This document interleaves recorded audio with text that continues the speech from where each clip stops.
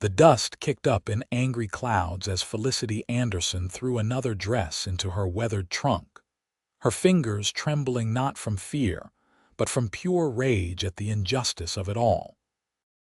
The women of Utica, Montana had made their decision clear that morning in September 1882, gathered like a flock of righteous crows outside the general store where she worked, their voices sharp as broken glass, as they declared her presence a moral corruption to their God-fearing town simply because she had dared to nurse a dying man back to health in her own home, unchaperoned, and now refused to marry him out of obligation rather than love. She had arrived in Utica 8 months prior, a mail-order bride whose intended groom had died of pneumonia 3 days before her stagecoach rolled into town, leaving her stranded with nothing but the clothes on her back and a heart full of determination to make her own way. The town had tolerated her independence at first, even admired how she found work at the general store, how she kept a tidy room above the saloon, how she smiled politely and attended church every Sunday. But when Jacob Morrison, the banker's son, had collapsed outside her door during a late winter storm with a fever that would have killed him, she had done what any decent human being would do. She had dragged him inside, tended his fever through 3 long nights, and saved his life. The problem, according to the respectable women of Utica, was that she had done so alone. No chaperone, no witness to her virtue, and when Jacob had proposed marriage out of gratitude rather than genuine affection, she had refused him. The scandal had erupted like a prairie fire. The whispers became accusations. The accusations became demands. This morning, Mrs. Eleanor Hartford, the mayor's wife, had presented Felicity with an ultimatum signed by 23 prominent citizens. Leave Utica within 24 hours or face public shaming and worse. Felicity slammed the trunk shut and wiped angry tears from her cheeks. She was 22 years old, had survived the death of both parents to cholera, had traveled halfway across the country alone, and she would be damned if she let a group of small-minded hypocrites break her spirit. If Utica did not want her, then she would find somewhere that did. Virginia City was only 2 days' ride south. She had heard they needed teachers there, and she had enough education to qualify. The knock on her door was soft, almost apologetic. She knew it would not be one of the townswomen coming to gloat. They had made their position clear. When she opened the door, she found old Samuel Chen, who ran the laundry, holding a small package wrapped in brown paper.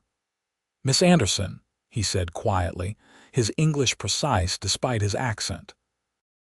"I am sorry for what they do to you. You are a good person. Here, take this, food for journey." Felicity's throat tightened. "Thank you, Mr. Chen. You have been nothing but kind to me. You helped my daughter when she's sick last spring, I not forget."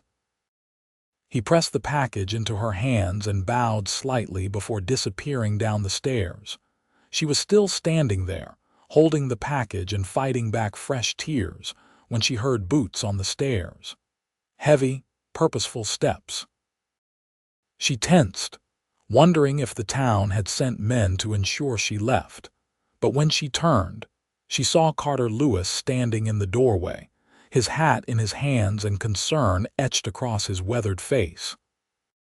Carter was a cowboy through and through, 26 years old with sun-darkened skin and eyes the color of a summer sky. He worked on the Triple Bar Ranch 5 miles outside town, came into Utica twice a month for supplies, and always stopped at the general store where Felicity worked. Over the past 6 months, they had developed an easy friendship built on small conversations about books, about the weather, about nothing and everything. He made her laugh. He listened when she talked about her dreams of opening a school someday. And she had noticed, though she tried not to, how his gaze lingered on her face, how his smile softened when he said her name. "Felicity," he said now, and his voice was rough with emotion. "Tell me it is not true. Tell me they are not forcing you out." She turned away, unable to bear the sympathy in his eyes. "It is true. I have until tomorrow morning, but I see no reason to delay. I will catch the afternoon stage. This is insane." Carter stepped into the room, and she could hear the anger simmering beneath his words. "You saved Jacob's life. You did nothing wrong." "I did everything wrong according to them." Felicity gestured toward the window where she could see the main street of Utica below. "I lived alone. I worked for my own living.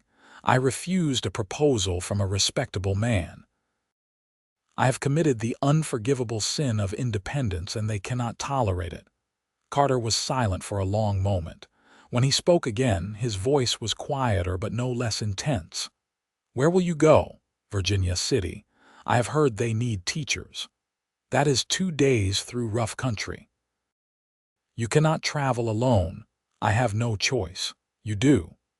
He moved closer, close enough that she could smell leather and sage and something uniquely him. "You could stay, fight this. There are people in this town who do not agree with what is happening." Felicity laughed, but it was a bitter sound. "Are there? Then where are they? Where were they this morning when Mrs. Hartford stood on the store steps and announced my shame to anyone who would listen? Where were they when Mr. Perkins fired me from my job? The only person who has shown me any kindness today besides Mr. Chen is you, Carter, and I cannot ask you to stand against the whole town." "You are not asking. I am offering." She looked at him then, really looked at him, and saw something in his face that made her heart skip. But she could not afford softness right now. Softness would break her. "I appreciate your friendship more than I can say, but I have made my decision. I leave this afternoon." Carter's jaw tightened. For a moment, she thought he would argue further, but instead, he placed his hat back on his head and nodded once. "Then I hope you find what you are looking for in Virginia City, Felicity Anderson. You deserve better than this town gave you." He left without another word, his boots heavy on the stairs, and Felicity stood alone in the small room that had been her home for 8 months, feeling the weight of loneliness settle over her shoulders like a winter coat. 3 hours later, she stood on the wooden platform that served as Utica's stagecoach stop, her trunk beside her and her savings sewn into the hem of her skirt. The stage was late, which seemed fitting. Even her departure was going to be difficult. A few townspeople passed by, most averting their eyes, though 1 or 2 gave her looks of open hostility. She kept her chin high and her gaze forward. The stage finally arrived in a cloud of dust, the driver calling out the stop. Felicity watched as passengers disembarked, stretching their legs and complaining about the rough roads. The driver, a grizzled man named Pete whom she recognized from previous trips, helped load her trunk without comment. She was about to climb aboard when she heard her name. "Miss Anderson, wait." She turned to see Jacob Morrison hurrying toward her, his face flushed with exertion and emotion. The young banker was handsome in a soft way, with dark hair and gentle eyes, and Felicity felt a pang of guilt. She truly had not meant to hurt him. She simply could not marry someone she did not love. "Jacob," she said carefully, "I thought we said everything that needed to be said." "No." He stopped before her, breathing hard. "No, we did not. Felicity, this is my fault, all of it. I should have spoken up. I should have told everyone that you were a perfect lady, that nothing improper happened, that you saved my life and asked for nothing in return. Instead, I let my mother and her friends twist everything because I was angry that you refused me." Felicity felt something inside her soften slightly. "Jacob, I do not blame you. You should." He ran a hand through his hair, frustrated. "I went to my father this morning. I told him everything. I told him that if you were forced to leave, I would leave too. I told him I would rather give up my position at the bank than live in a town that treats good people this way." "What did he say?" Jacob's face fell. "He said I was being foolish, that you had made your choice and must live with the consequences. That the opinion of the respectable families matters more than individual fairness." He reached out as if to take her hand, then thought better of it. "I am sorry, Felicity. I am truly sorry." The stagecoach driver called out, "Loading up, folks. Anyone for Virginia City, get aboard." Felicity looked at Jacob, this kind but weak young man who lacked the courage to stand against his own family, and felt a wave of sadness. "Thank you for apologizing. I hope you find happiness, Jacob. I truly do." She climbed into the stagecoach without looking back, settling into a seat by the window. The other passengers were strangers, a merchant and his wife heading south, and a rough-looking man who might have been a prospector. None of them paid her any attention, which was exactly what she wanted. As the stage lurched into motion, Felicity allowed herself one last look at Utica. The town was small, dusty, and unremarkable. False-fronted buildings lined the main street. The church steeple rose above them all, a symbol of the righteousness that had been used as a weapon against her. She should have felt relief to leave it behind. Instead, she felt hollow. The stage had barely gone a mile when she forced herself to look forward rather than back. Virginia City would be a new start. She would find work, maybe even that teaching position. She would build a new life. She would forget about Utica and its narrow-minded citizens. She would forget about Carter Lewis and the way his eyes had looked when he asked her to stay. The afternoon stretched into evening. The landscape rolled by, sage and grass and distant mountains. The merchant and his wife dozed. The prospector stared out the opposite window, lost in his own thoughts. Felicity tried to sleep, but could not. Her mind kept replaying the morning, the expressions on the faces of the women who had condemned her, the disappointment in Jacob's eyes, the anger in Carter's voice. When the stage finally stopped for the night at a way station, she was exhausted but grateful for the break. The station was a rough building that offered basic meals and sleeping space for travelers. Felicity ate sparingly from Mr. Chen's package, not trusting the stew that smelled of old grease, and claimed a spot in the women's corner. She lay on the hard bunk, listening to the snores of the merchant's wife, and trying not to think about the fact that she was truly alone now. The next morning dawned clear and hot. They set out early, the driver eager to make good time.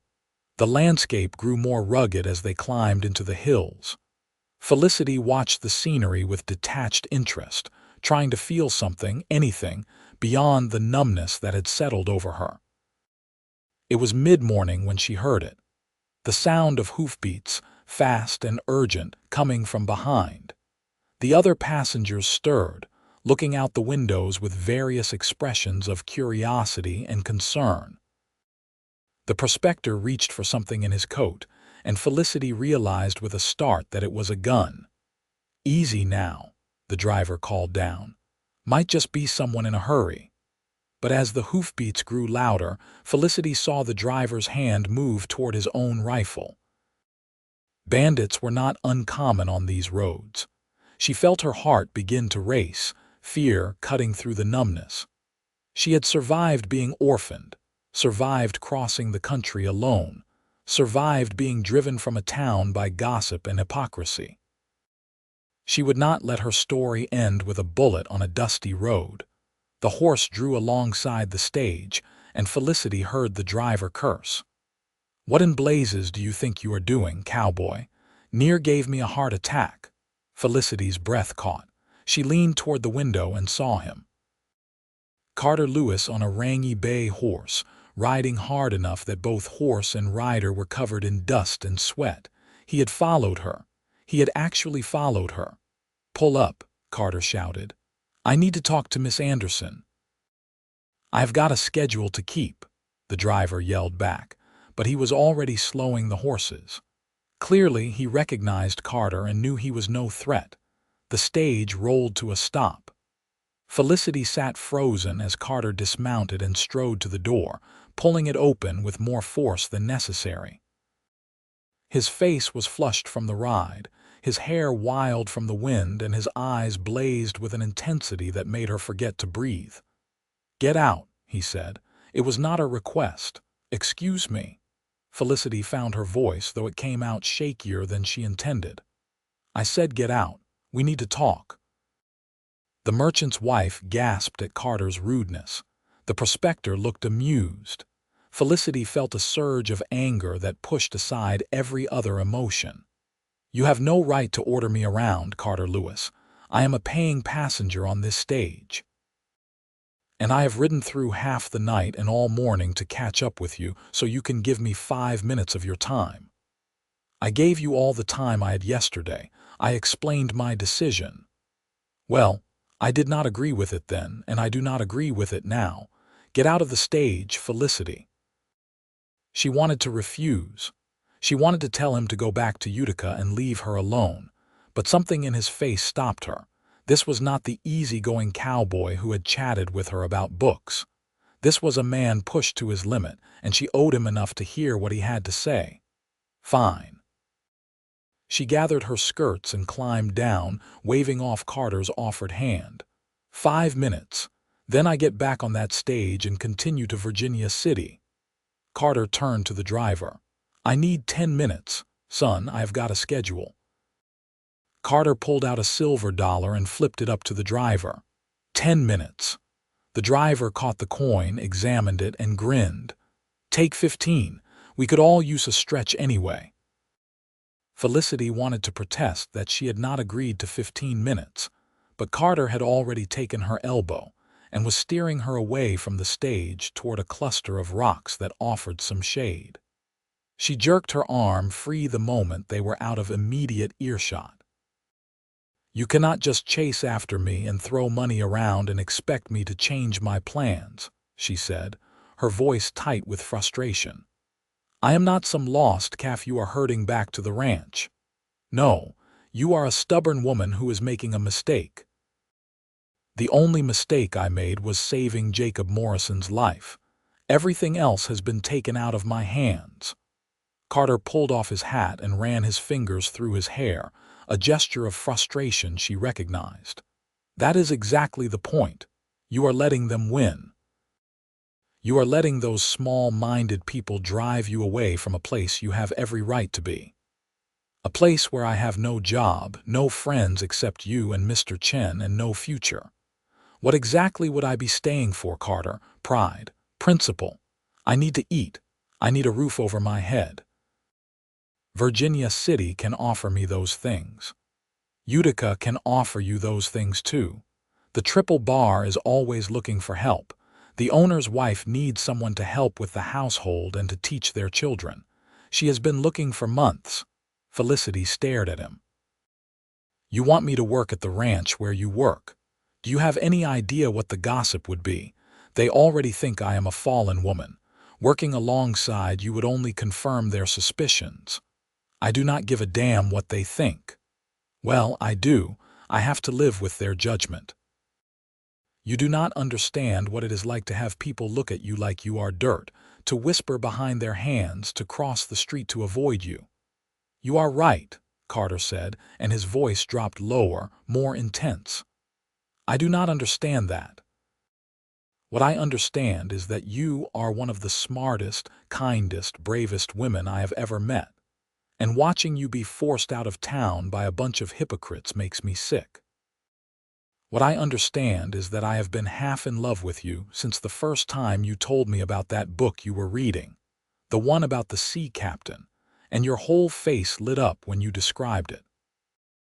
What I understand is that I let you get on that stage yesterday without telling you the truth, and I could not sleep last night knowing I had let you go without a fight."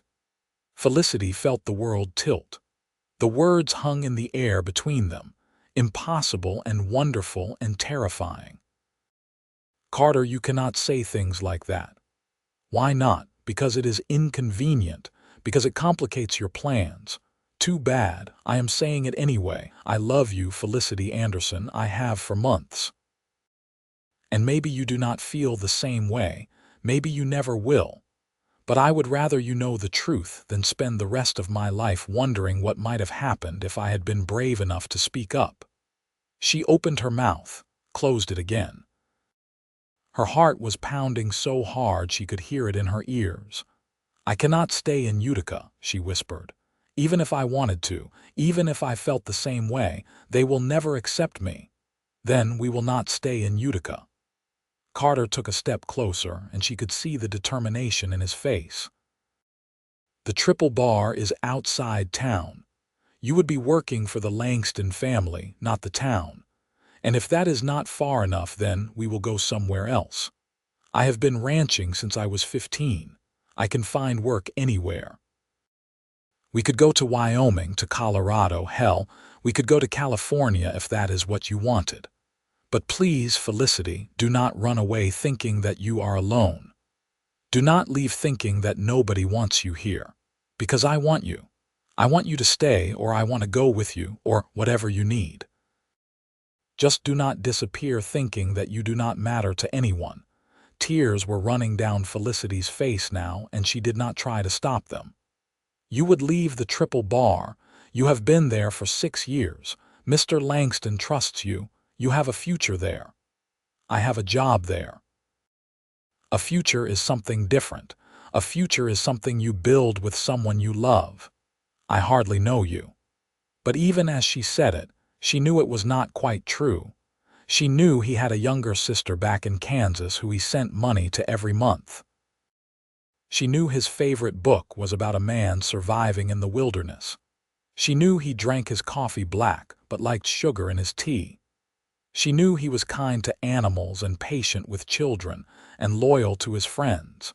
She knew that when he smiled at her, she felt seen in a way she never had before.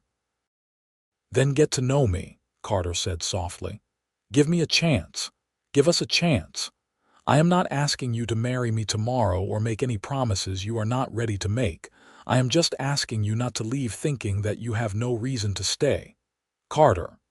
His name came out as half sob, half laugh. You followed me for 20 miles to tell me this. I would have followed you all the way to Virginia City if that was what it took. She believed him. Looking into his eyes, seeing the sincerity there, she believed every word. And suddenly, the numbness that had surrounded her since yesterday morning cracked and fell away, leaving her raw and vulnerable but also alive in a way she had not felt in months. Maybe years. I am afraid, she admitted. I am afraid that if I stay, if I try to make this work, something will happen. The town will find a new reason to hate me. You will realize I am not worth the trouble. I will lose my job at the ranch. I cannot go through this again, Carter. I cannot survive being rejected again. I know. He reached out slowly, giving her time to pull away, and when she did not, he took her hands in his. His palms were calloused from years of ranch work, warm and solid. I know you are afraid, but being afraid and being brave are not opposites. You can be both at the same time. You have been brave your whole life, Felicity. Do not stop now. She looked down at their joined hands, then back up at his face. What if I do not love you back? What if I cannot? Then at least you will know. At least we will both know. But if you run now, you will spend the rest of your life wondering. And I know you. You hate unfinished business. Despite everything, she found herself smiling. You do know me. So what do you say? Will you get back on that stage and run toward a future that might be safe but will definitely be lonely? Or will you take a chance on something terrifying and uncertain and potentially wonderful? Felicity took a shaky breath. Every logical part of her brain screamed that this was insane. She barely knew Carter. The town had made their feelings clear. She had a plan, a good plan, to start fresh in Virginia City. But her heart, that treacherous, hopeful organ, was singing a different song entirely. Her heart was telling her that Carter Lewis had ridden through the night for her, that he was offering her not just love but partnership, not just a place to stay but a future to build together. That maybe, just maybe, taking the safe path was not always the same as taking the right path. "If I stay," she said slowly, testing the words, "it has to be on my terms. I will not hide away on the ranch like some kind of shameful secret. I will not let the town think they broke me. And I will not rush into marriage just because it is what people expect." "Agreed. I need time to figure out what I feel. You cannot pressure me. I will give you all the time you need. And if it does not work out, if we realize this was a mistake, you cannot hold it against me. You cannot make me feel guilty for trying. Felicity." Carter squeezed her hands gently. "If it does not work out, I will be heartbroken, but I will not blame you. This is a risk for both of us. But you are worth the risk. You are worth any risk." She looked at him for a long moment, memorizing his face, the way his eyes crinkled at the corners from years of squinting into the sun, the small scar on his chin from a childhood accident, the absolute certainty in his expression that told her he meant every word he said. And she made her decision. "All right," she whispered. "All right, I will stay." The smile that broke across Carter's face was like sunrise, bright and full of promise. He pulled her into a hug that lifted her off her feet, spinning her once before setting her back down. "You will not regret this. I promise you will not regret this." "I already regret it a little," she said, but she was laughing through her tears. "I am completely insane. We both are." "Probably," Carter agreed cheerfully. He kept one arm around her waist as he turned toward the stagecoach. "Hey, Pete, she is not going to Virginia City after all. Can you unload her trunk?" The driver, who had been watching the whole scene with undisguised interest, grinned broadly. "Well, I will be damned. Good for you, miss. That city would not have appreciated you anyway." He climbed down and began hauling Felicity's trunk from the back of the stage. The merchant's wife stuck her head out the window, her face alight with romantic curiosity. "Is that young man your sweetheart, dear? How wonderfully exciting." Felicity felt her cheeks heat. "It is complicated." "The best love stories always are," the woman said sagely, then disappeared back into the coach. Within minutes, Felicity's trunk was sitting on the ground beside the road, and the stagecoach was pulling away in a cloud of dust, the passengers waving from the windows. Felicity watched it go with a mixture of relief and terror. She had just completely upended her plans on the basis of a cowboy's declaration of love. She really was insane. Carter tied her trunk onto his horse with practiced efficiency, then turned to her with a grin. "Can you ride?" "Not well." "That is all right. You can ride with me. It will be slower going with the extra weight, but we will make it back to the ranch before dark." "I cannot ride all the way to the ranch pressed up against you. That would be scandalous." "More scandalous than having a man stay in your room for 3 days while you nursed his fever." Despite herself, Felicity laughed. "Fair point." Carter mounted first, then offered her a hand.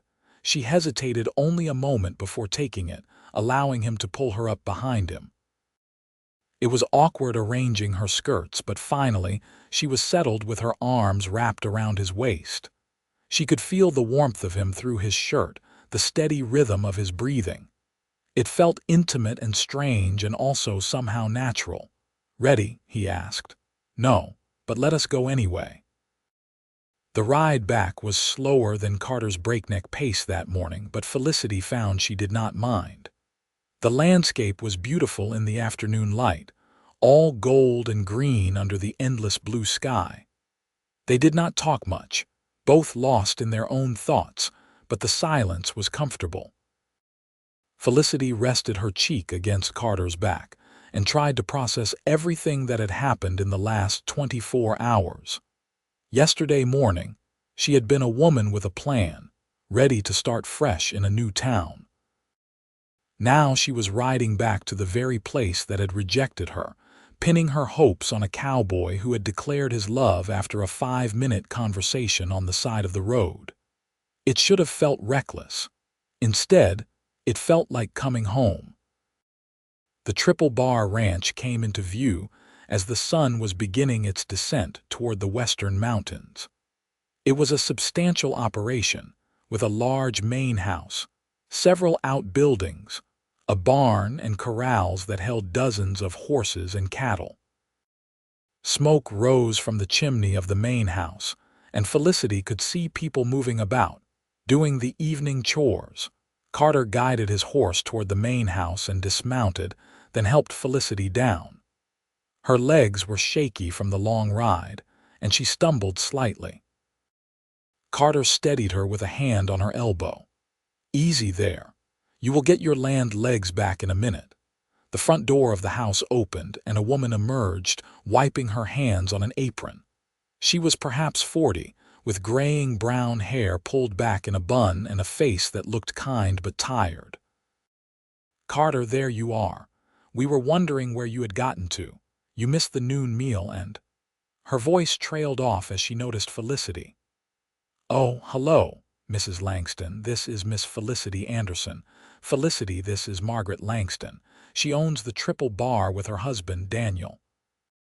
Margaret's eyes widened in recognition. "You are the young woman from town, the one who saved Jacob Morrison." Felicity braced herself for judgment, but Margaret's expression held only sympathy. "I heard what happened, what those women did to you. I am sorry. That was not right."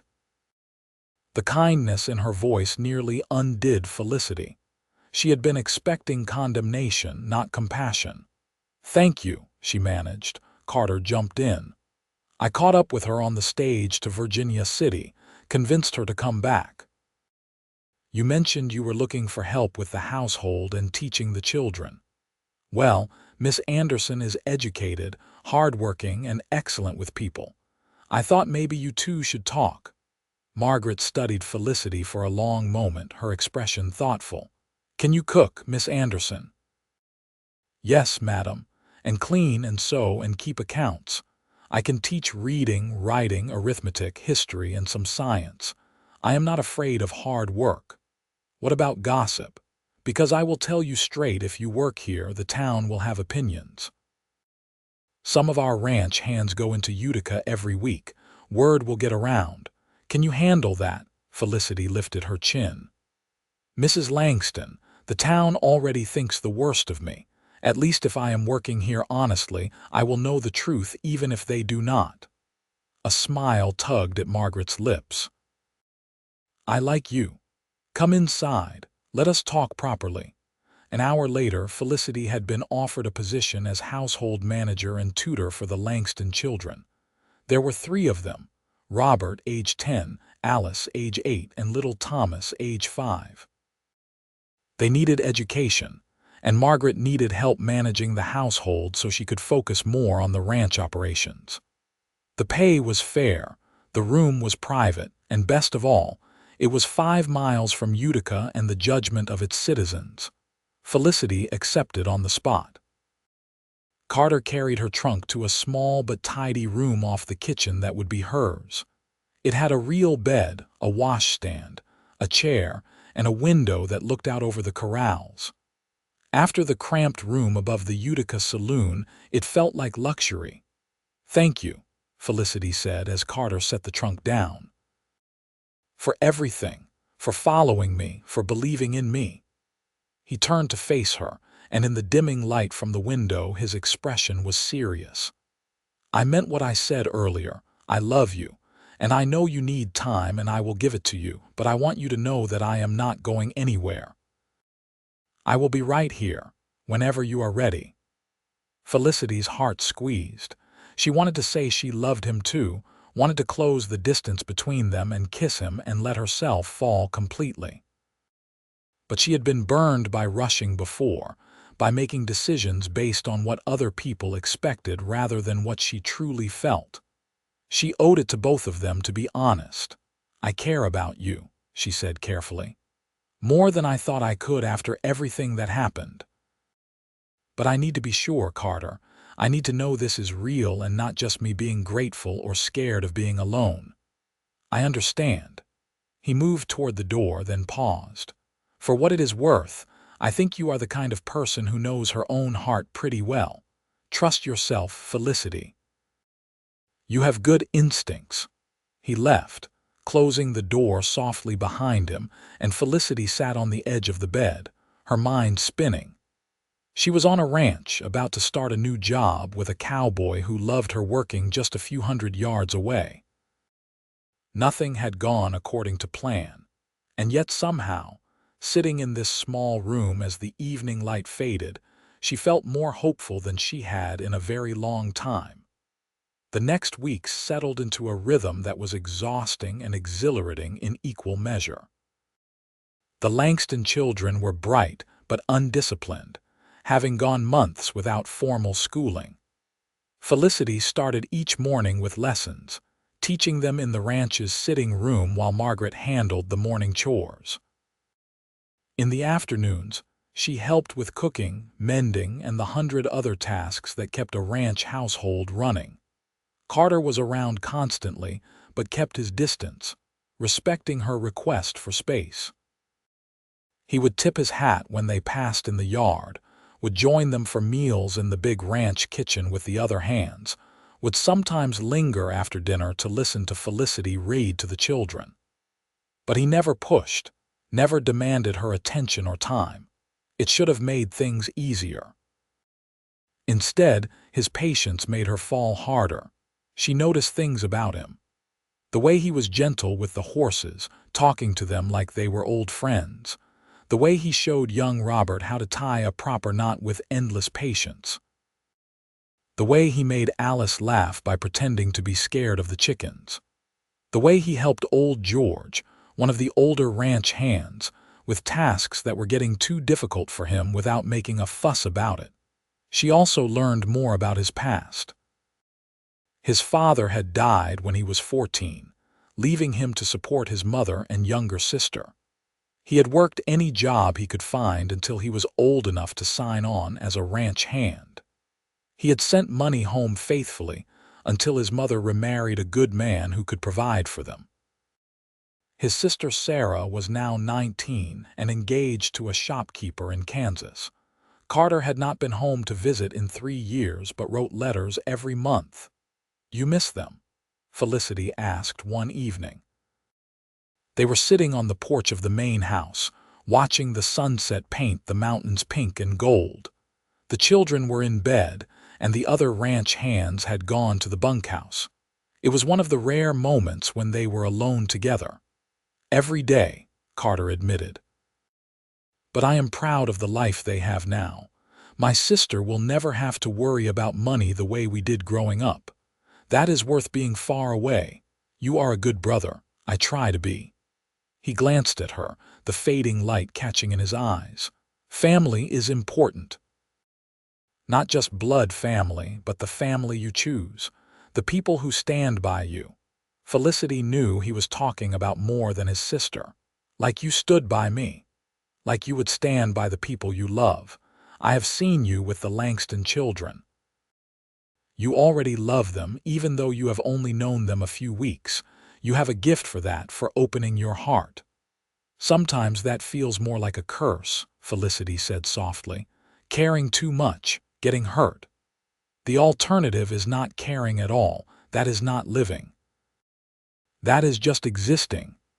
She looked at him, this cowboy who spoke like a philosopher, and felt something inside her settle and click into place. She was falling in love with him. Maybe she had been falling since the first time he walked into the general store and asked her opinion on which flour to buy. Maybe it had been inevitable from the moment he rode after her stagecoach. But she knew it now, knew it with a certainty that made her both terrified and elated. "Carter," she began, then hesitated, not sure how to put it into words. He waited, patient as always, giving her time. "I think I am falling in love with you," she said finally, the words tumbling out in a rush. "And it scares me because I do not want to make another mistake.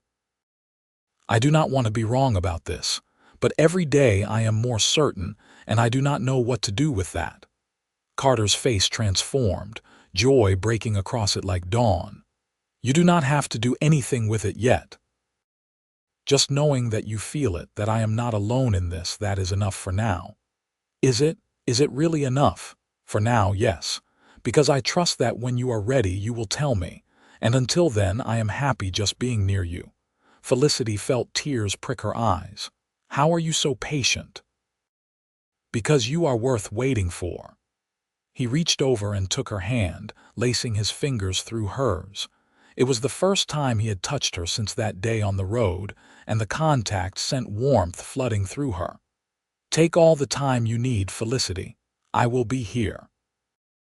They sat like that as the sun disappeared behind the mountains, and the stars began to emerge, hands linked, neither speaking, both content to simply be. The peace lasted another week before trouble found them. Felicity was in the kitchen kneading bread when Margaret came in, her face tight with anger. She slapped a piece of paper onto the table. "This was tacked to our gate this morning." Felicity wiped her hands on her apron and picked up the paper.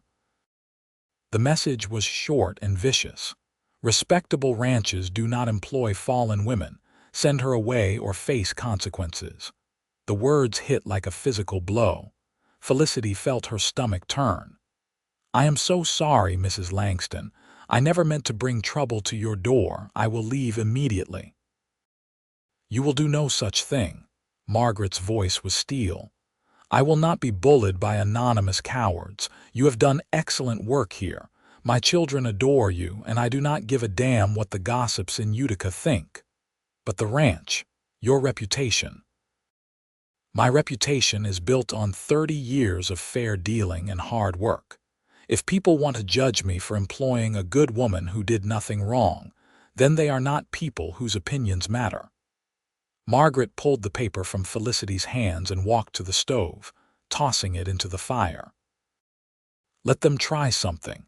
Daniel and I did not build this ranch by backing down from fights." Daniel Langston, who had come in behind his wife, nodded grimly. "Margaret is right. You stay as long as you want to stay, Miss Anderson. Nobody threatens my household." Felicity felt overwhelming gratitude, but also guilt. These good people were putting themselves in the line of fire for her. "Thank you, both of you. But please, if this becomes more serious, if they do anything to harm the ranch, I will go. I could not live with myself otherwise." "It will not come to that," Daniel said, though his hand rested on the rifle he had brought with him. "But we will be watchful. Carter and the other hands are keeping an eye on the perimeter. Whoever left that note had to get pretty close to do it. We will make sure it does not happen again." Over the next few days, the tension around the ranch was palpable. The hands rode the boundaries constantly. Daniel kept his rifle close. Margaret maintained her usual routine, but with a determined set to her jaw that warned everyone not to cross her. The children sensed something was wrong, but were told it was just ranch business. Carter barely left Felicity's side during her few moments outside. When she went to the chicken coop to gather eggs, he was nearby checking a fence. When she hung laundry, he was working on a saddle within sight of the clothesline. When she took the children for a nature walk to study plants, he rode alongside at a discreet distance. "You do not have to watch me constantly," Felicity told him one afternoon. "I am not going to break." "I know you are not going to break. I am making sure nobody tries to break you." His jaw was tight, and she could see the anger simmering beneath his calm exterior. "Whoever left that note is a coward. Cowards do unpredictable things when they are challenged. You think they will try again. I think they want to scare you into leaving. When that does not work, they might escalate." He looked at her and his expression softened. "I am not trying to frighten you. I just want you to be careful. Stay close to the house. Do not go anywhere alone." Felicity hated feeling like a prisoner, but she understood his concern. And truthfully, having Carter nearby made her feel safer. not just physically, but emotionally. Knowing he was there, that he was determined to protect her, made the fear more bearable. The crisis came 4 days after the note appeared. Felicity was finishing the dinner dishes when she heard shouting from outside. She ran to the window and saw flames. One of the outbuildings, a storage shed, was on fire. Margaret grabbed a bucket. "Fire brigade now. Move." Everyone sprang into action. The ranch hands formed a line from the pump to the burning building, passing buckets of water. Felicity joined the line without hesitation, ignoring Margaret's protest that she should stay inside. The work was backbreaking, arms burning with effort as buckets passed from hand to hand. Smoke stung her eyes and filled her lungs. Through the chaos, she saw Carter leading horses from the nearby corral, keeping them calm despite the fire. Daniel was on the roof of the barn with a wet blanket, making sure no stray embers caught there. Everyone worked together with the practiced efficiency of people who knew that fire could destroy everything they had built. It took an hour to bring the flames under control. By the time the fire was out, the storage shed was a smoking ruin, but the other buildings were safe. Everyone was exhausted, covered in soot and ash, gasping for breath. Daniel surveyed the damage with a grim expression. This was no accident. Someone set this fire deliberately. One of the ranch hands, a weathered cowboy named Tom, held up a charred piece of cloth. "Found this tied to a stick near the back of the shed. It was soaked in kerosene. They lit it and ran." Rage flooded through Felicity. "This is because of me. They are trying to force the Langstons to send me away by destroying their property." "We do not know that for certain," Margaret said, but her voice lacked conviction. "Yes, we do." Felicity's voice shook with anger and guilt. "That note said there would be consequences. This is what they meant. I will not let you lose everything because of me. I will go to Utica tomorrow. I will face them and tell them I am leaving. Whatever it takes to stop this." "No." Carter's voice cut through her words like a knife. He strode over to her, his face dark with fury.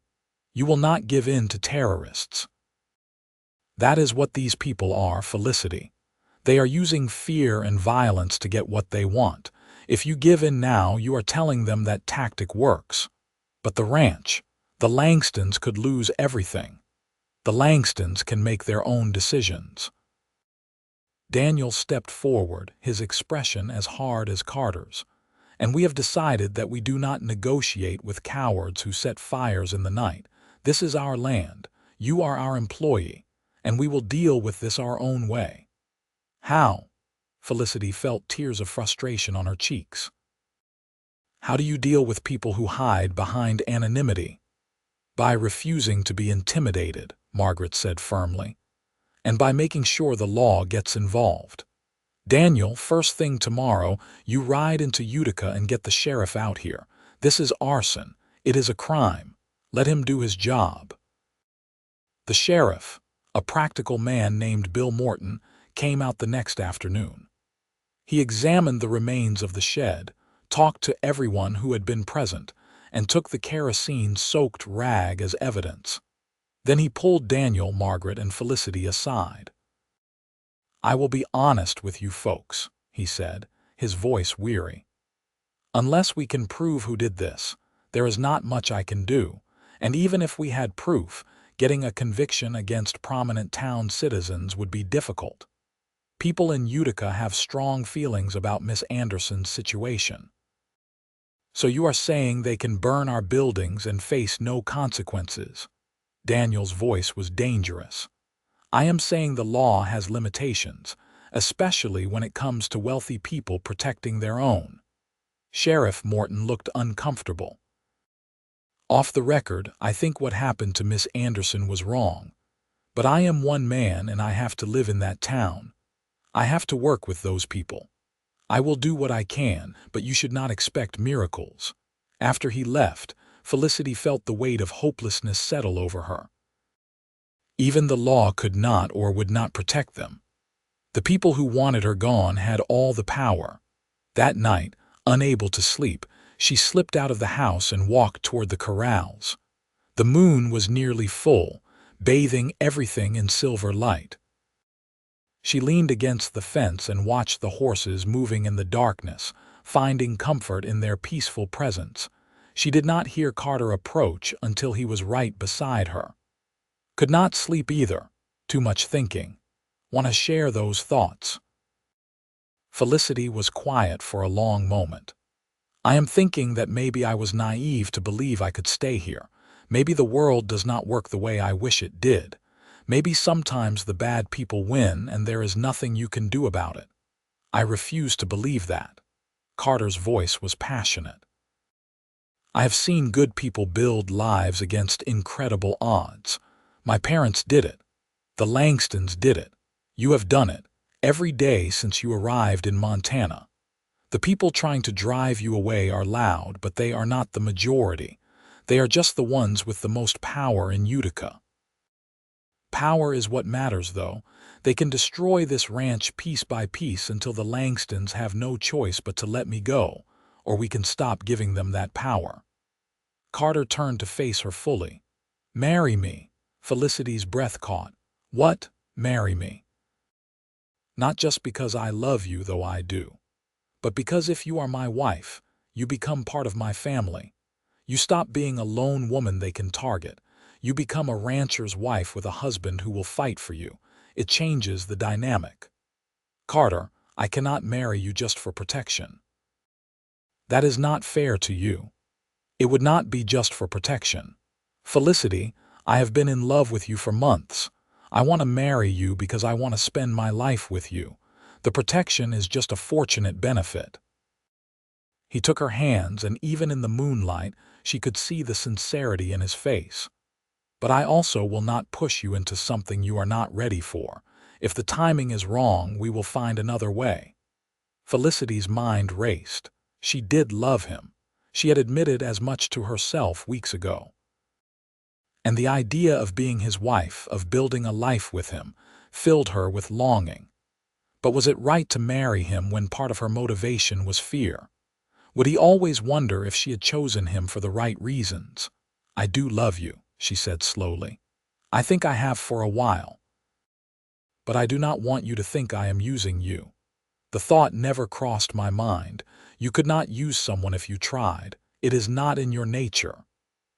Carter squeezed her hands gently. Here is what I think. I think we love each other. I think we want the same things. A home, a family, a life built on honesty and hard work. I think whether we get married now or 6 months from now, the result will be the same. We will be together. So why not make it now when being together also solves a practical problem? You make it sound so simple. Maybe it is. Maybe we are the ones making it complicated. Felicity looked up at the stars, scattered across the sky like diamonds. She thought about all the choices that had brought her to this moment. Coming to Montana, saving Jacob, being driven from Utica, meeting Carter. Every decision had seemed impossible at the time, but each one had led her here, to this man who loved her with a steadiness she had never experienced before. All right, she whispered. All right, you will think about it. Or all right, you will marry me. All right, I will marry you. Not just because it is practical, though it is, but because I love you and I want to build a life with you, and I am tired of waiting for the perfect moment. This is our moment, Carter. Let us take it. The smile that broke across his face was radiant. He pulled her into his arms, holding her close, and she could feel his heart beating against her chest. You will not regret this. I swear to you, Felicity, I will spend every day making sure you do not regret this. I know. She pulled back enough to look at his face. When should we do it? As soon as possible. Tomorrow if we can arrange it. Will anyone marry us? The preacher in Utica will not. There is a minister in Helena about a day's ride from here. He married my friend Jake last year. Good man, does not care about town gossip. We could ride out tomorrow, be married the day after, and be back by the weekend. It was fast, maybe too fast, but Felicity found she did not care. Once she had made the decision, she wanted it done, wanted the security and the joy and the rightness of being Carter's wife. Then let us do it. They told the Langstons the next morning. Margaret cried happy tears and insisted on giving Felicity her own mother's wedding dress, which fit reasonably well with a few quick alterations.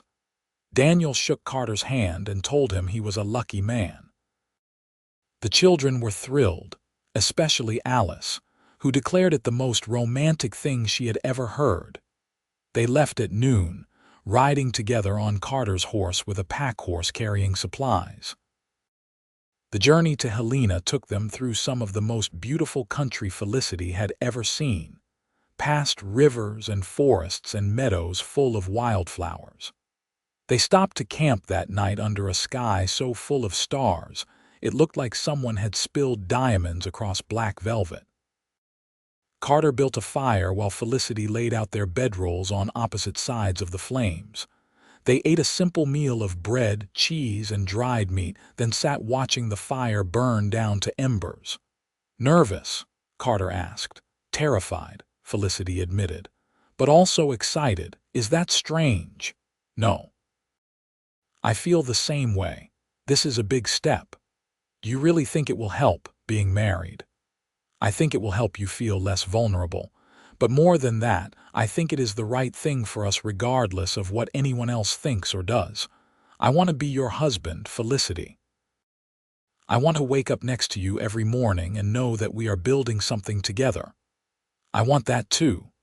She looked at him across the fire, this good man who had turned her whole world upside down in the best possible way. "Thank you for not giving up on me, for following that stage, for believing I was worth fighting for. You are worth everything." Carter's voice was rough with emotion. "I hope you know that. No matter what the people in Utica think, no matter what anyone thinks, you are valuable and worthy and deserving of love." Felicity felt tears slip down her cheeks. "I am starting to believe it."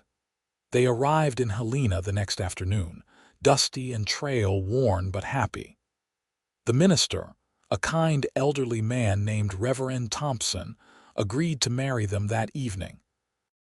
They had no witnesses except the Reverend's wife and the church janitor. No fancy decorations or music, no guests or celebration. It was just Felicity in Margaret's altered dress and Carter in his cleanest shirt, standing before God and these few strangers, promising to love each other for the rest of their lives. When Carter kissed her, sealing their vows, Felicity felt something inside her heal. A broken place she had not even realized was there, a wound left by rejection and judgment and loneliness, began to close. She was not alone anymore. She was Carter's wife and he was her husband, and together they could face whatever came next. They spent their wedding night in a small hotel in Helena, and for the first time in her life, Felicity understood what it meant to be truly loved. Carter was gentle and patient, making sure she felt safe and cherished. They talked for hours, learning each other in new ways, and when they finally slept, it was with Felicity curled against his chest, his arms wrapped around her, both of them more content than they had ever been. The ride back to the Triple Bar the next morning felt different. Everything looked brighter, more hopeful. They were husband and wife now, bound together by law and love and choice. Whatever challenges waited for them at the ranch, they would face them together. The Langstons greeted them with genuine joy. Margaret hugged Felicity and whispered, "Welcome to the family." Daniel clapped Carter on the back and offered him the use of the small cabin on the eastern edge of the ranch property, a two-room structure that had been used for storage but could easily be converted into a home. "You are married now," Daniel said. "You need your own space. The cabin is yours if you want it." Carter looked at Felicity and she nodded eagerly. "We want it. Thank you."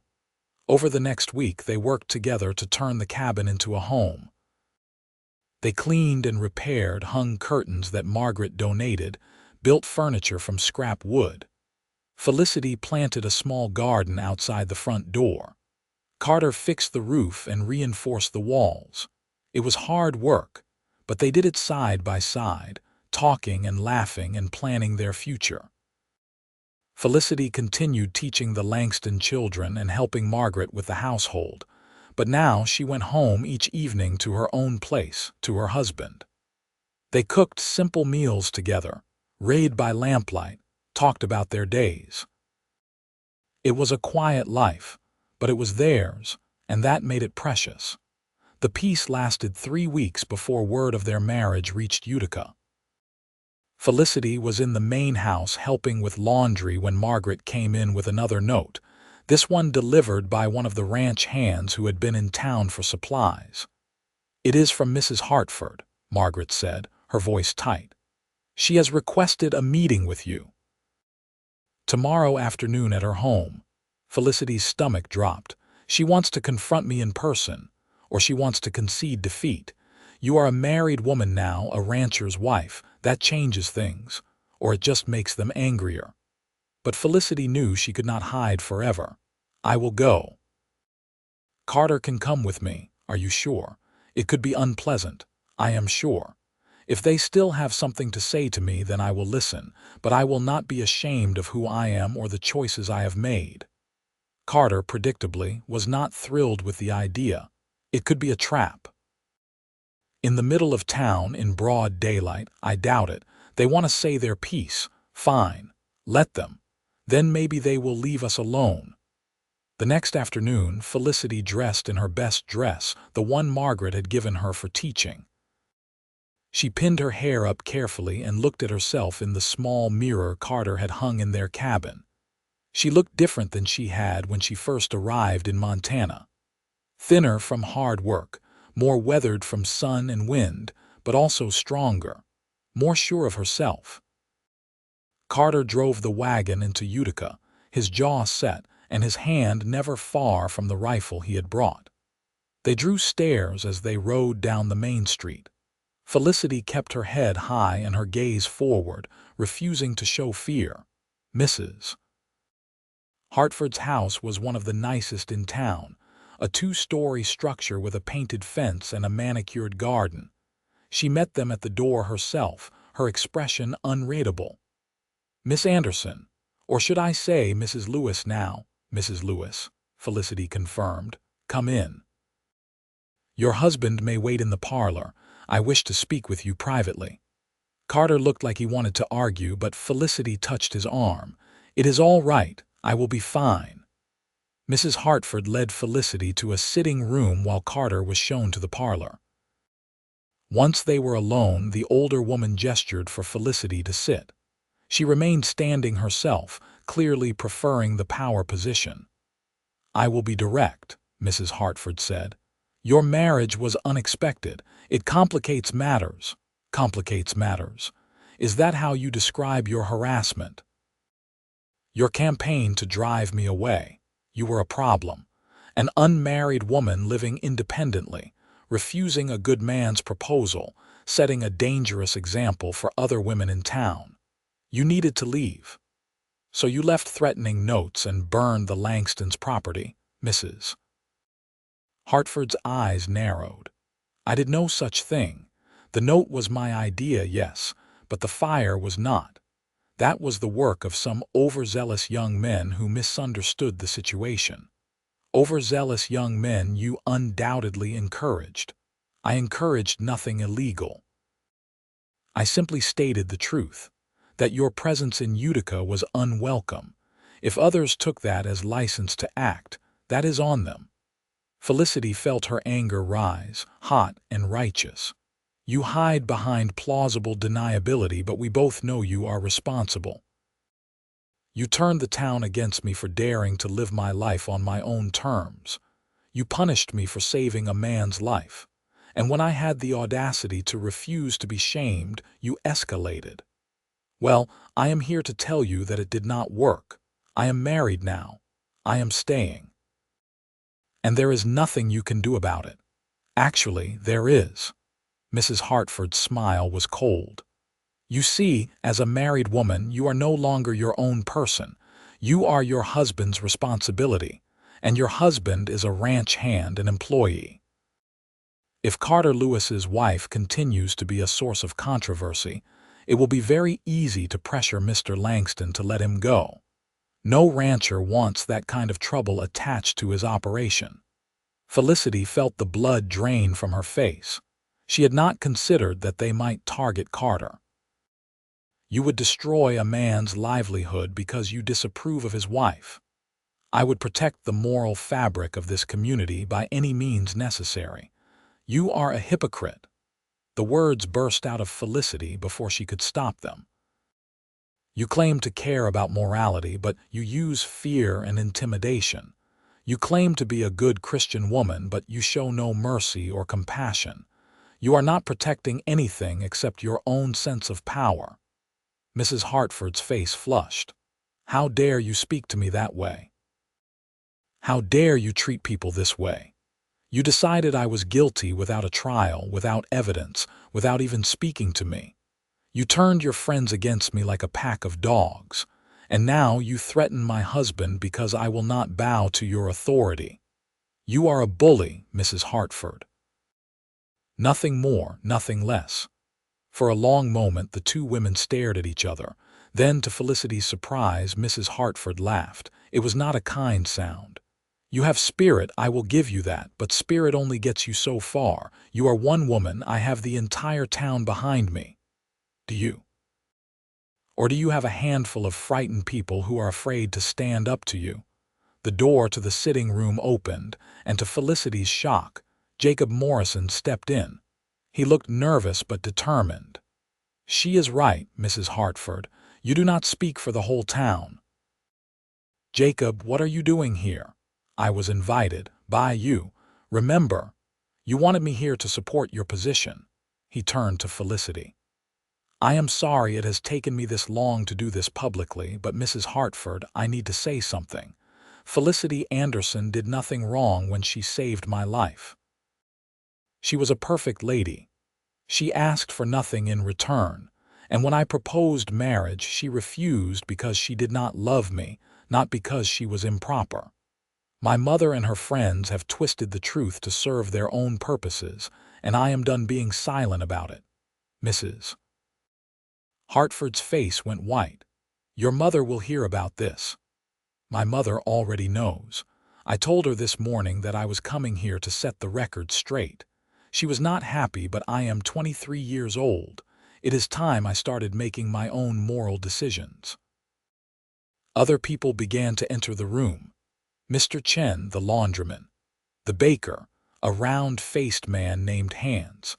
Mrs. Olivia Brown, a widow who ran a boarding house. Even Sheriff Morton. One by one they filed in until the sitting room was crowded.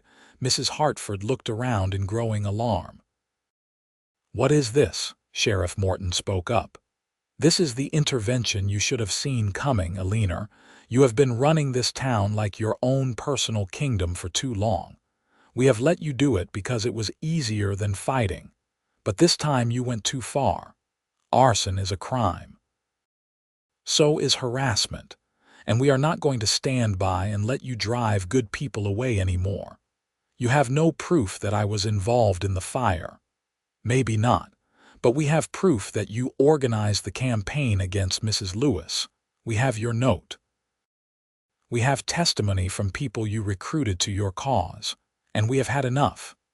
Sheriff Morton looked uncomfortable but determined. Consider this your warning, Alina. Leave the Lewises alone. Leave the Langstons alone. Or I will start investigating every questionable thing that has happened in this town in the last 5 years, and I guarantee some of it will lead back to you and your friends. Mrs. Hartford sputtered, her composure finally cracking. You cannot threaten me. I am not threatening. I am promising. We are done with your brand of righteousness. The sheriff turned to Felicity. Mrs. Lewis, on behalf of the decent people of Utica, I apologize for how you were treated. You have every right to live and work in this area without harassment. If anyone troubles you again, you come directly to me." Felicity felt tears prick her eyes. "Thank you, all of you. I do not know what to say." "Say you will give us a chance to do better," Mrs. Brown said gently. "Not everyone in Utica agreed with what happened to you, but we were cowards. We let fear and social pressure keep us silent. That changes now." Carter appeared in the doorway, clearly having heard the commotion. When he saw the room full of people and Felicity's tearful face, he moved immediately to her side. "What is going on?" "I think," Felicity said, her voice shaking with emotion, "we just won." The ride back to the Triple Bar was quiet, both Felicity and Carter processing what had happened. The confrontation with Mrs. Hartford, the unexpected support from the townspeople, the promise of protection from the sheriff. It was more than Felicity had dared to hope for. "I cannot believe Jacob stood up to his mother," she said finally. "That took real courage. Sometimes people surprise you." Carter reached over and took her hand. "Are you all right?" "I am more than all right. For the first time since this whole nightmare started, I feel like maybe things will actually be okay. Maybe we can build a real life here." "We can and we will." Carter squeezed her hand. "You belong here, Felicity, with me, on this land. In this community. Those people today proved it." She looked at him, this man who had ridden after her, who had declared his love, who had married her and built her a home and stood by her through everything. "You told me that day on the road that I belonged here with you. I did not believe it then, but I do now." The seasons turned, and life settled into a rhythm. Felicity continued teaching the Langston children, and word spread that she was an excellent tutor. Other ranching families began sending their children to her, until she had a small school operating 3 days a week in the Langston parlor. Carter was promoted to foreman, responsible for managing the other ranch hands and overseeing the daily operations. They were both busy, but they always made time for each other. Utica remained complicated. Some people, like Mrs. Hartford, never forgave Felicity for refusing to be shamed. But others, including Jacob and Sheriff Morton and the small group who had stood up for her, became genuine friends. The town was not perfect, but it was home. A year after their wedding, Felicity discovered she was pregnant. Carter was overjoyed, picking her up and spinning her around their cabin despite her protests. "A baby, we are going to have a baby. Put me down, you fool. You will make me dizzy." He set her down but kept his arms around her, his face glowing with happiness. "A baby, our baby. Felicity, this is the best news. You are not worried about bringing a child into this uncertain world. The world has always been uncertain. That has not stopped people from having families, from building futures. Our child will have something I did not have growing up. 2 parents who love each other and who will fight to give them a good life. That is more than enough." The pregnancy was difficult at times, but Margaret was a wealth of knowledge and support, and the women from town who had become Felicity's friends brought food and advice. When the labor pains started on a cold February morning in 1884, Carter rode like the wind to fetch the midwife, then spent the next 12 hours pacing the cabin floor while Felicity worked to bring their child into the world.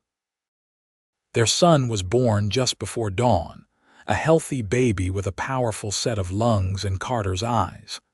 They named him Samuel, after Mr. Chen, whose kindness in the darkest moment had meant so much to Felicity. Little Samuel Chen Lewis was welcomed into the world with joy and hope. As Felicity held her son for the first time, Carter sitting beside her on the bed with his arm around her shoulders, she thought about how far she had come.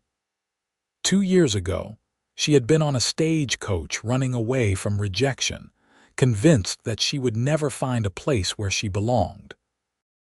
Now she was surrounded by love, a husband who adored her, a child who depended on her, a community that had slowly learned to accept her and work that fulfilled her. "What are you thinking?" Carter asked softly, careful not to wake the sleeping baby. That I almost gave up.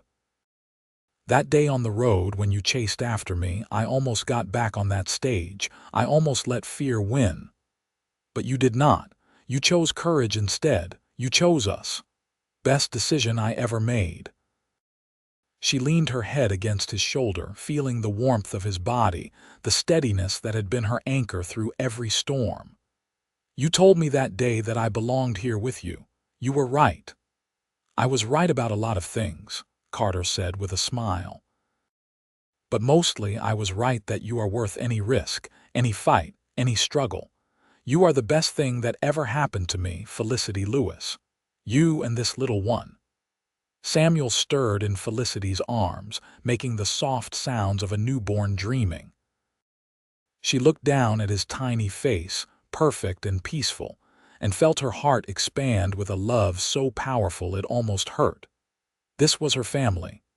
This was her home. Not the cabin or the ranch or even Montana, but this feeling of belonging, of being cherished, of being exactly where she was meant to be. The years that followed brought their share of challenges. Harsh winters and dry summers, cattle prices that fluctuated wildly, illnesses that swept through the county.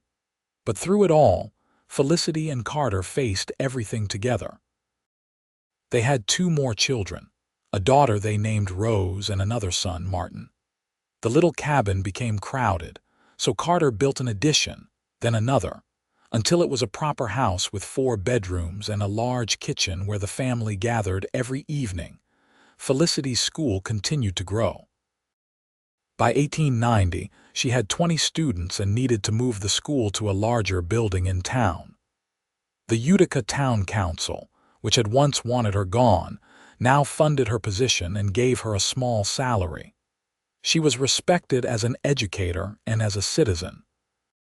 The whispers and judgment had not disappeared entirely, but they had faded to background noise, drowned out by the evidence of the good life she and Carter had built. Carter became one of the most respected ranchers in the territory, known for his fair dealing and his skill with cattle. When Daniel Langston's health began to fail, he offered Carter the chance to buy into the Triple Bar as a partner. It took years of saving and sacrifice, but eventually, Carter owned a third of the ranch. It was not just his employer anymore. It was his legacy, something he could pass on to his children. Jacob Morrison eventually married a nice girl from Helena and moved away, but he and Felicity exchanged letters occasionally, friendly and warm. Mrs. Hartford grew old and bitter, her power in the town diminishing as new families moved in who did not care about her opinions. Sheriff Morton retired, but not before telling Felicity that standing up to Mrs. Hartford had been the most satisfying moment of his career. On a warm evening in June 1895, Felicity sat on the porch of their expanded home, watching Carter teach their 3 children how to ride. Samuel, now 11, was already a natural horseman. Rose, 8, was fearless and laughing as she cantered around the corral. Martin, just 6, was more cautious but determined. Carter was patient with all of them, encouraging and gentle, the kind of father Felicity had always hoped he would be. Margaret Langston, now gray-haired and moving more slowly, came to sit beside her. "You have built a beautiful life, Felicity. We have been blessed. Blessed, yes, but you also worked for it, you fought for it. Do not forget that." Margaret patted her hand. "I am proud of you, proud of the woman you have become, the mother you are, the teacher who has educated half the children in this county. You have made a difference here." Felicity felt tears sting her eyes. Margaret had become like a mother to her over the years, offering advice and support and unconditional love. "I could not have done any of it without you and Daniel taking a chance on me. We did not take a chance. We saw what you were and gave you the opportunity to show everyone else. That is all. The rest was you." Carter and the children came up to the porch, all of them dusty and happy. Samuel immediately launched into a description of his successful canter, while Rose demonstrated a trick she had learned, and Martin shyly showed off his improved posture in the saddle. Carter stood behind them, his hand on Felicity's shoulder, his face full of pride and contentment. Later that night, after the children were in bed and the house was quiet, Felicity and Carter sat together on their porch, watching the stars emerge. It was a ritual they had maintained since their earliest days together, this quiet time to just be with each other. "Do you remember the day you chased down my stagecoach?" Felicity asked, like it was yesterday. "You looked at me like I was insane." "You were insane, riding through the night, throwing money at the driver, demanding I listen to you. I was desperate. I could not let you leave thinking you did not matter." Carter pulled her closer. "Best decision I ever made, chasing after you. Best decision I ever made was getting off that stage." Felicity rested her head on his shoulder, breathing in the familiar scent of him, feeling the comfort of his presence. "You told me I belonged here with you. You were so certain." "I was. I knew from the moment I met you that you were special. I just had to convince you to see it too. You have spent 13 years doing that, and I will spend the next 50 doing the same. You are my home, Felicity. Wherever you are, that is where I belong." They sat in comfortable silence, two people who had found each other against all odds, who had built a life together through determination and love and unwavering commitment. The town that had once rejected Felicity now celebrated her. The cowboy who had ridden after her had become her husband, her partner, her everything. And the future that had once seemed so uncertain now stretched out before them, full of promise and possibility. Inside the house, their children slept peacefully. Outside, the Montana night was clear and vast. And on the porch, Felicity and Carter held each other close, grateful for every moment that had led them here, every choice that had brought them together, every day they had been given to love each other. The story that had started with rejection and pain had transformed into something beautiful. A town that forced her to leave had become a community that embraced her. A cowboy who rode after her had become the love of her life. And the words he had spoken that day on the dusty road had proven true in every possible way. She belonged here, with him, exactly where she was always meant to be. The years continued to unfold with the steady rhythm of ranch life, marked by seasons and harvests, births and deaths, struggles and triumphs. Samuel grew into a young man with his father's steady nature and his mother's intelligence. He took to ranching naturally, learning everything Carter could teach him about cattle and horses and the land itself. By the time he was 17, he was working full-time on the triple bar, already showing the leadership qualities that would one day make him a partner in the operation. Rose inherited her mother's passion for education, but combined it with an adventurous spirit that sometimes worried her parents. She announced at 15 that she wanted to attend the new teachers' college in Bozeman, a declaration that sparked both pride and concern. Felicity supported her daughter's ambitions even as she worried about sending her into the wider world. Carter, after much consideration, agreed as well, trusting that they had raised a daughter strong enough to navigate whatever challenges came her way. Martin, their youngest, surprised everyone by showing an aptitude for business rather than ranching or teaching. He spent hours helping Felicity keep the school's books, learning how to manage accounts and plan budgets. When a traveling merchant came through and needed help with his ledgers, 14-year-old Martin solved a mathematical problem that had been plaguing the man for weeks. It became clear that his future lay in commerce rather than cattle. Daniel Langston passed away peacefully in the spring of 1897, surrounded by family, and knowing that the ranch he had built was in good hands. His funeral was attended by people from throughout the county, a testament to his fairness and generosity. Margaret lived another 5 years, staying active in ranch operations until her health finally declined. When she died in 1902, she left her portion of the triple bar jointly to Carter and Felicity, along with a letter expressing her gratitude for their friendship and the joy they had brought to her life.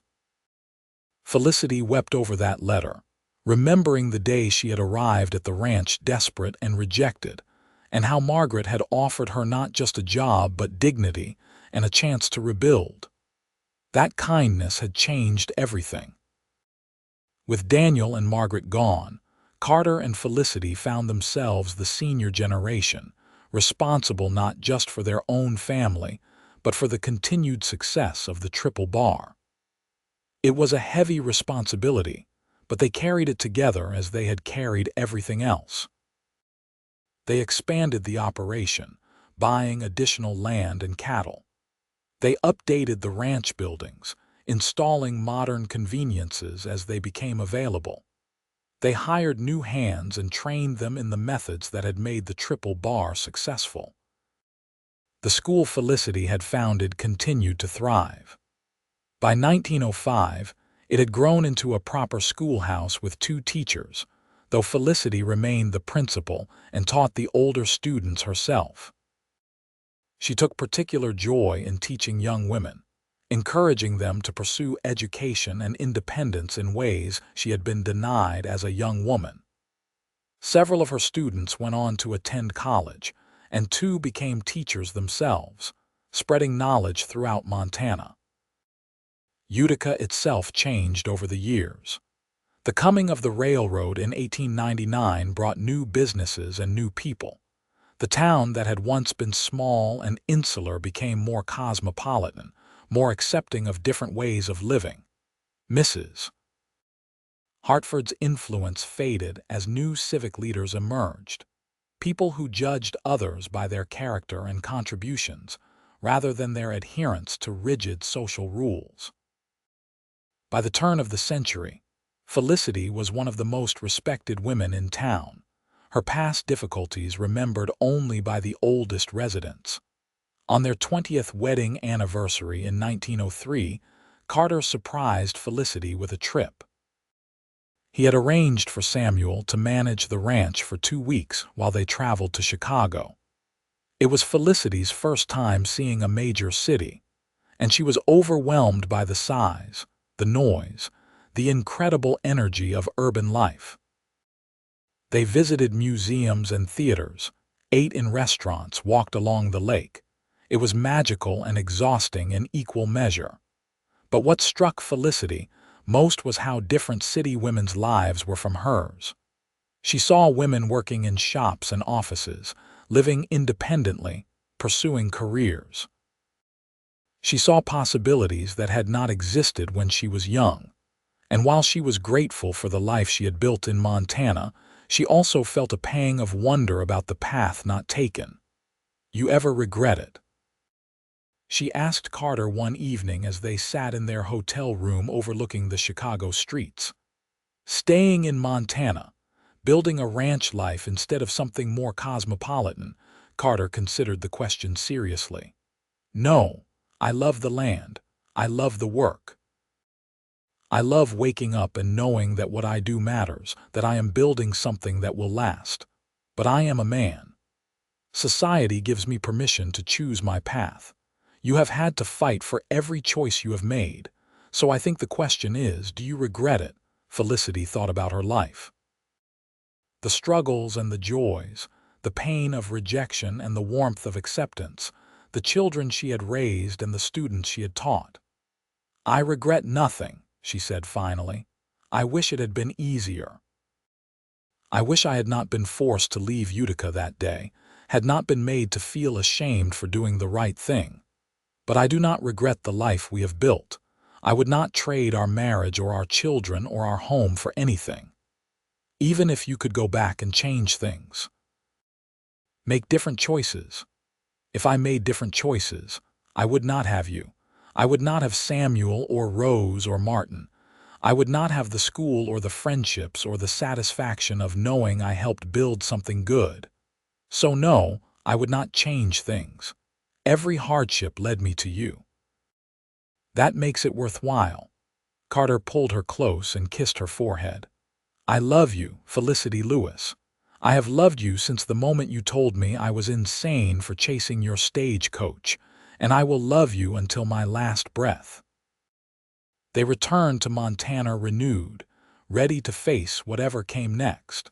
What came was a series of challenges that tested their resilience. A harsh winter in 1904 killed a quarter of their herd. A drought in 1906 made grazing difficult and water scarce. Samuel fell from a horse and broke his leg badly, requiring surgery in Helena and months of recovery. Rose, away at college, wrote letters describing discrimination she faced as a woman in a male-dominated field. Through it all, Felicity and Carter held steady. They rebuilt the herd, drilled new wells, supported their son through his recovery, and wrote encouraging letters to their daughter. They adapted and persevered, drawing on the strength they had developed through decades of partnership. Martin, true to his business inclinations, opened a mercantile in Utica when he turned 21. It was a bold move as the town already had a general store, but Martin offered fair prices, quality goods, and innovative services like home delivery. Within 2 years, his store was the most successful business in town. He married a practical young woman named Helen who shared his business acumen, and together they expanded into mail order, serving ranches throughout the region. Samuel married as well, choosing a rancher's daughter named Emma who loved the land as much as he did. They took over the daily management of the Triple Bar, allowing Carter and Felicity to step back slightly, though Carter remained active in decision-making until he was well into his 60s. Rose returned from college with her teaching certificate and a burning desire to reform education in Montana. She got a position at a school in Great Falls and began implementing innovative teaching methods that emphasized critical thinking over rote memorization. She remained unmarried, insisting that marriage would limit her professional opportunities, a choice that Felicity supported even as it worried her. As the years passed and Felicity moved into her 60s, she began to reflect more on the arc of her life. She had lived through the wildest days of the Old West and into the modern era of automobiles and telephones. She had survived being orphaned, being widowed before she was even married, being driven from a town, and had emerged from it all stronger and more certain of her own worth. On a spring morning in 1915, she stood in the schoolhouse she had founded and looked at the faces of her students. 23 children, ranging in age from 6 to 16, boys and girls learning together. Several of the girls were already talking about attending college. None of them would face the limitations she had faced as a young woman. The world was changing, slowly but surely, becoming more accepting of women's capabilities and ambitions. After class, she walked home to the ranch house, taking the path she had walked thousands of times before.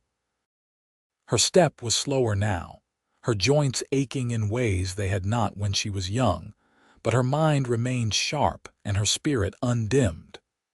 Carter was on the porch when she arrived, rocking gently in the chair he had built when their first child was born. He had gray in his hair now and lines around his eyes, but he was still handsome to her, still the man who had ridden through the night to catch her stagecoach. "Good day," he asked as she settled into the chair beside him. "Very good. I was thinking about how far we have come. How different things are now from when we started, different and better." Carter reached over and took her hand, a gesture so familiar it felt like breathing. "We have built a good life, Felicity, a life worth living. We have, and we have raised good children who will continue that work. Samuel and Emma are running the ranch beautifully. Martin's store is thriving. Rose is changing education one school at a time. We have done well. We have. But more than that, we have loved well. That is what I am most proud of. Not the land or the money or the success, but the love we have built. For each other, for our children, for this community. That is what matters. Felicity felt tears in her eyes.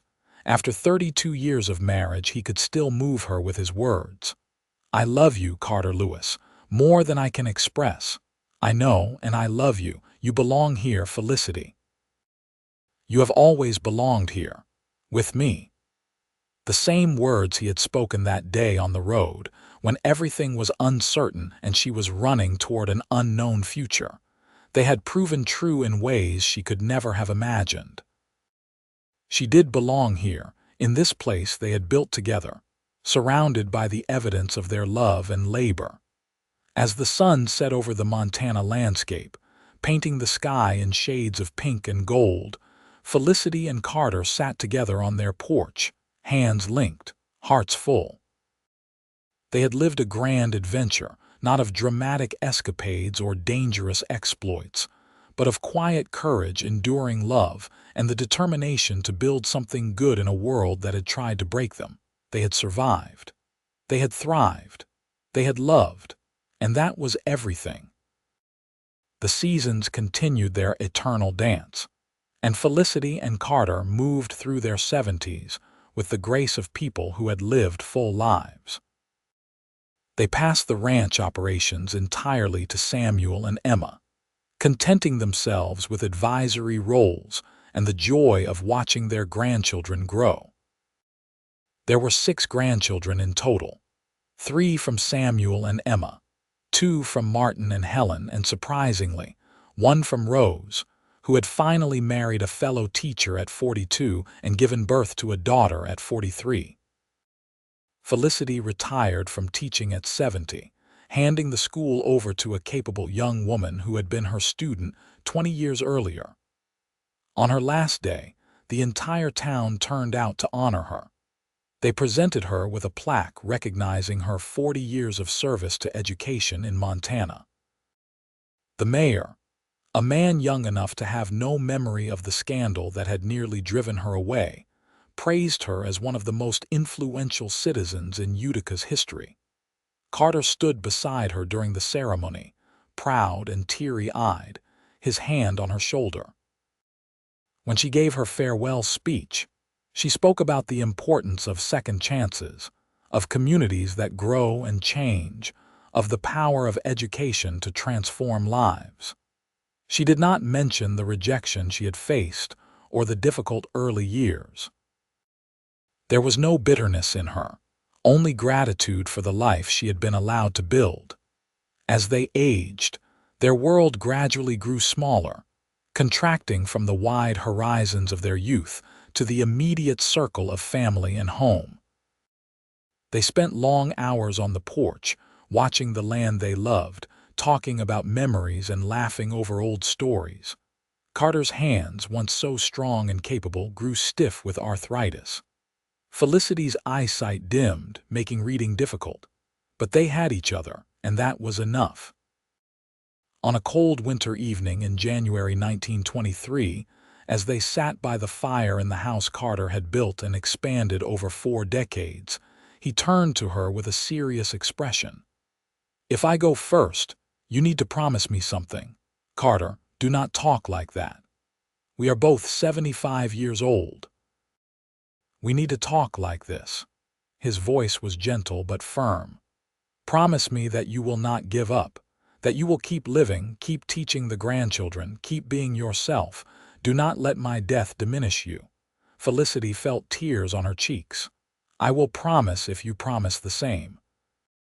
If I go first, you keep living, you keep loving, you stay connected to the family. I promise." He took her hand, his grip weaker than it once was but no less certain. "We have had a good run, you and I, the best. I would not change a single moment. Not even that day on the road when I chased your stage coach," she laughed through her tears. "Especially not that day. That was the day my real life began." They sat together in the firelight, two people who had loved each other for 40 years, who had built a legacy of family and community and enduring partnership. Outside, snow fell softly over the Montana landscape, covering everything in white. Inside, the fire crackled and Felicity rested her head on Carter's shoulder, feeling the steady beat of his heart. Carter passed away peacefully in his sleep 3 months later, on a spring morning when the world was turning green again. Felicity woke to find him still and quiet beside her, a small smile on his face as if he had gone to sleep thinking of something pleasant. The grief was overwhelming, a pain so sharp and deep she thought it might kill her too. How could she exist in a world without Carter Lewis? But she had made a promise, and Felicity Anderson Lewis had never broken a promise in her life. She buried her husband on a hill overlooking the Triple Bar with a simple stone that read, Carter Lewis, 1856–1923. Beloved husband, father, grandfather, he lived with courage and loved without limits. The entire county attended the funeral. Samuel delivered a eulogy that had everyone in tears, talking about his father's integrity and kindness. Rose read a poem she had written about Cowboy, who had chased down a stagecoach to declare his love. Martin spoke about the business lessons his father had taught him that had nothing to do with ranching and everything to do with treating people fairly. And Felicity, when it was her turn to speak, simply said, "He told me I belonged here with him. He was right. And even though he is gone, I still belong here, because he made this place a home. Thank you, Carter, for 40 years of love. I will carry it with me until we meet again." She lived another 7 years.